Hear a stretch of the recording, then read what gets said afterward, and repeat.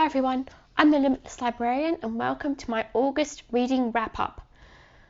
Before I get into the books, I'll just give you a quick sort of update on what has been going on because you haven't heard from me this month. I did film the book haul that I was going to put up after my maths book video, but that week I had some uni drama with something that's been going on for a few months now. It's still not resolved. That kind of affected my mental health, and on top of that I had to switch out one of my uni subjects for a different one because of a number of reasons. So yeah, things have been a bit of a mess, and then I've just been stuck in analysis paralysis with my videos, the Homestuck recommendations, what to do with this book haul. I've got some more books now to put in the book haul, so I might do just a general August book haul and I'll tack the new ones onto the bit that I've already filmed.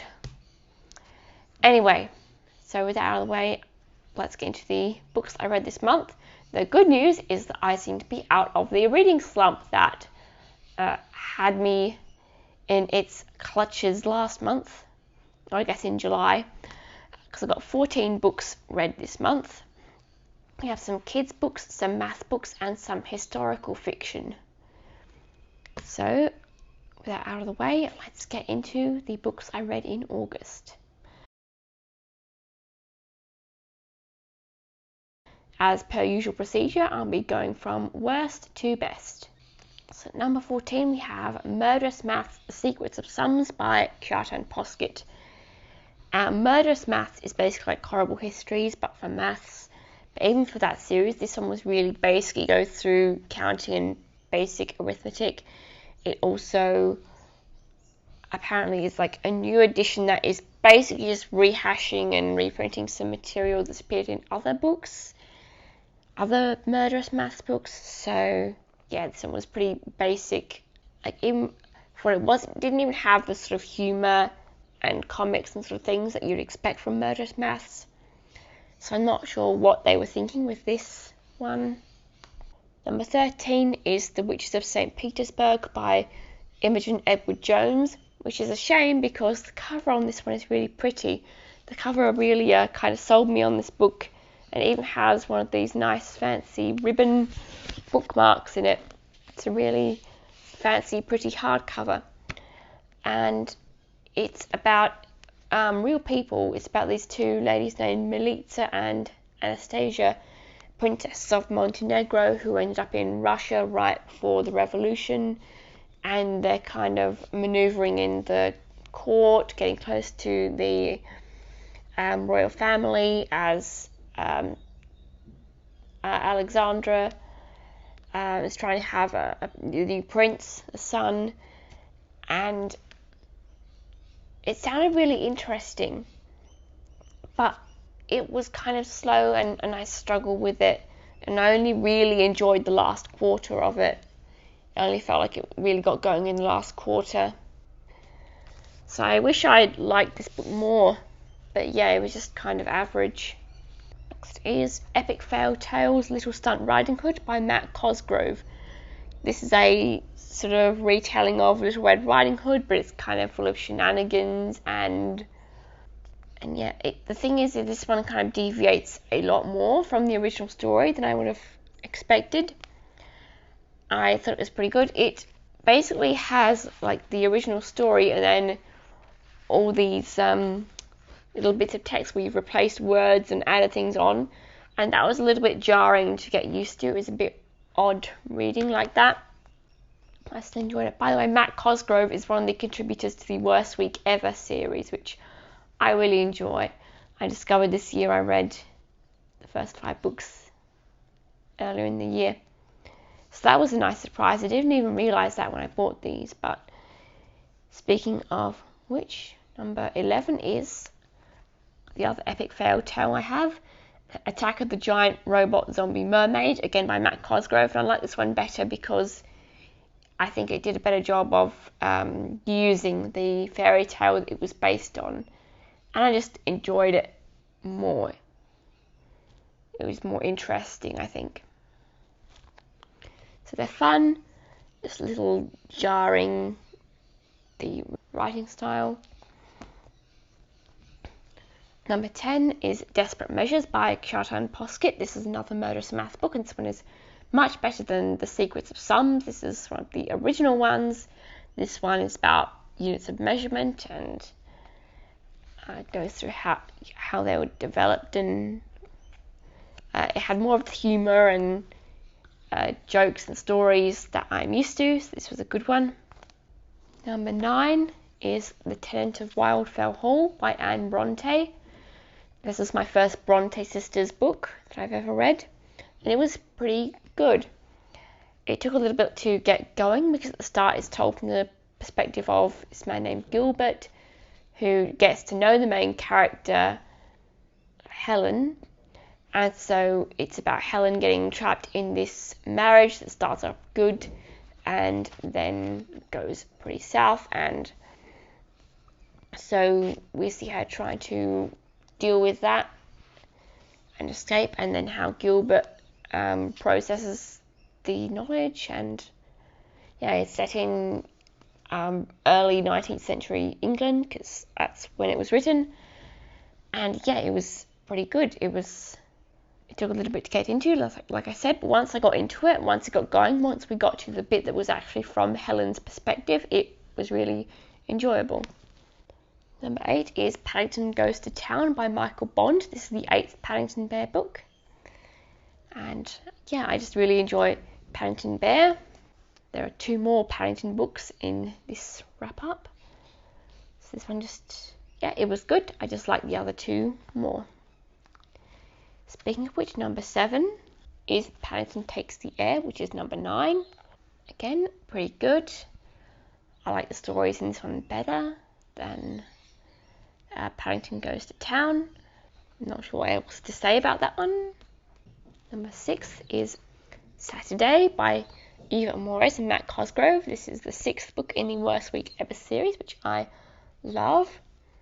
Although I do have a bit of a gripe with this one, and that is that it kind of deviated from the others in that we have supernatural stuff actually happening with a zombie apocalypse situation in this one.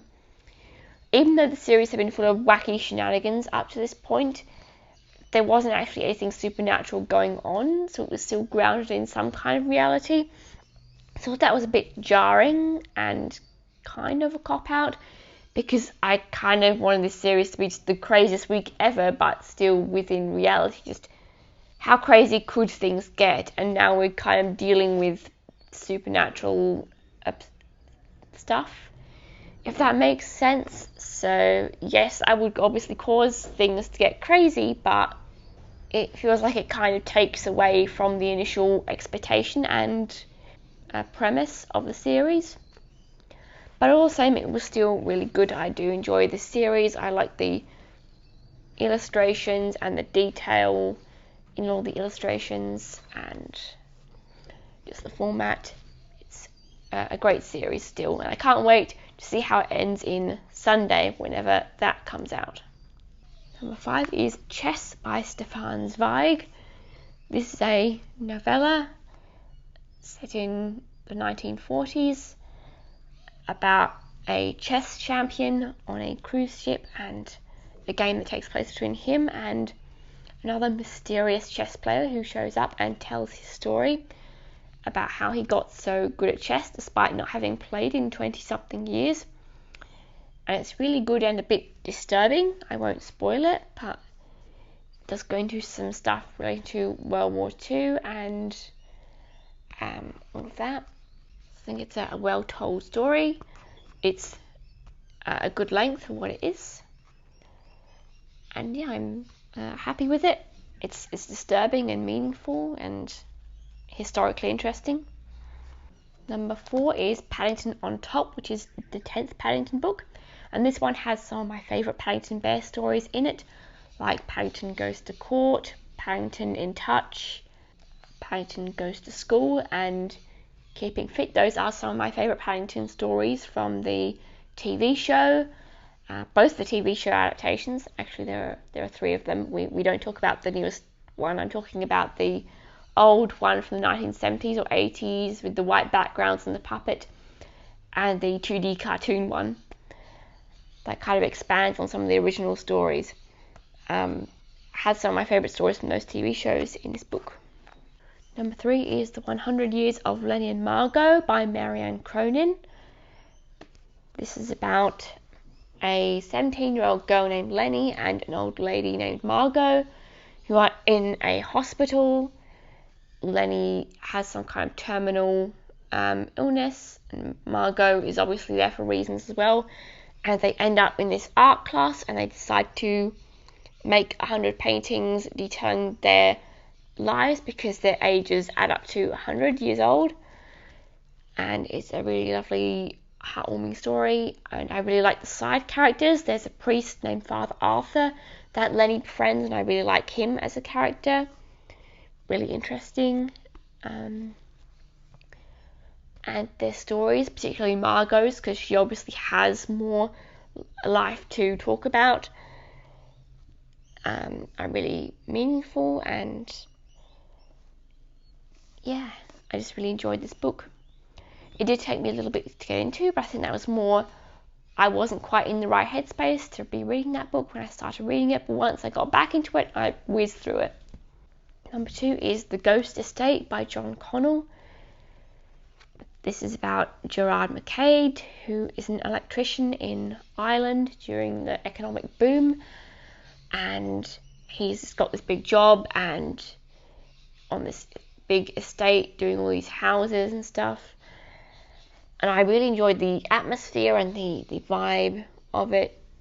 It kind of felt like a bit of a diorama, like you're just there sort of observing this little corner of the world and just kind of existing there for a while. It's a bit depressing in places, I will say. We also go into the history of the original owner of this estate. That bit was kind of not very engaging. I didn't quite get that. There are definitely some cultural, historical references there that I don't get. But I still really enjoyed this book, and just the atmosphere and the vibe, and just kind of being there and existing there in the places where Gerard was on the site and just in his life. It was a good, enjoyable read. And number 1, the best book that I read this month was Mathemagic, the 1976 Childcraft annual. I had high hopes for this book, and I was not disappointed. This is a beautiful math book. It's a children's math book, but even I managed to learn and appreciate some things from it. There is a lot of love and care put into this book. You can tell by all the illustrations that are put into it. It tells some stories to kind of show the background of the maths. We learned about the origins of some of the manky imperial units that seem so strange and obscure and awkward to work with. We learned why they are the way they are. I also learned and grew appreciation for how the abacus was used by, for example, merchants in ancient Egypt to tally up costs and calculate change and all of that, back before we had Hindu Arabic numerals and the lovely place value system they give us. And so it teaches you how to use an abacus to do long addition and subtraction, and do the carrying and the borrowing that we see in those written sums today. You can actually do on an abacus and see done there, even without the sort of place value system that we're so used to and take for granted. So that was great. There was also some stuff about numerology and how the ancient Greeks viewed the different numerals in different lights and associated them with different things, different concepts. That was really interesting. It also had an excerpt from The Phantom Tollbooth, which is a book that I definitely want to read, and also Flatland, which I have read, though it did sort of sanitize the Flatland excerpt because that book has it hasn't exactly aged like wine, shall we say. Still worth reading though. So I just think this is a really wonderful maths book. Unfortunately, I don't know how easy it will be to find this, because this was I don't know exactly what Childcraft is, but if this was like an annual thing for each year, I don't think they'd still be making this anymore. But I really recommend seeking this out if you can, because I really love this book. I can tell how much love and effort was put into it, and as I said, even as a math student at uni, I was able to learn some more things from it and gain new appreciation for things that I took for granted and didn't really think about, like I said, the abacus. It even has nets of all the platonic solids and shows you how you can make them.